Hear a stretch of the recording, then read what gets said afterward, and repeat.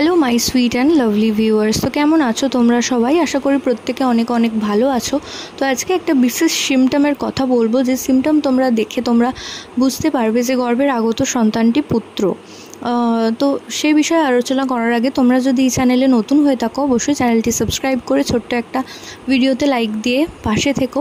তো প্রাথমিকভাবে যদি থ্রু আউট প্রেগনেন্সিতে কোনো মায়ের হাতের তালু দিকে তাকাও, তো তখন যদি দেখো তার মধ্যে পুরোপুরি গোলাপি বা মায়ের হাত পুরোপুরি লালচে রয়েছে, কোনো রকম সাদা বা ফ্যাকাশে হয়ে যায়নি। তো থ্রু আউট প্রেগনেন্সিতে গোটা সময় যদি মায়ের পায়ের তলা এবং হাতের তলা লালচে থাকে বা গোলাপি বর্ণ ধারণ করে, তো সেক্ষেত্রে ধারণা করা হয় যে গর্ভবতী মায়ের আগত সন্তান একটি ফুটফুটে পুত্র সন্তান আসতে চলেছে।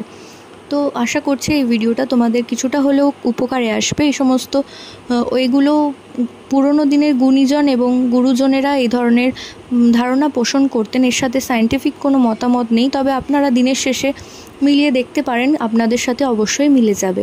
তো প্রত্যেকে ভালো থাকুন, সুস্থ থাকুন, এই কামনা করে ভিডিও এখানেই শেষ করছি। নমস্কার।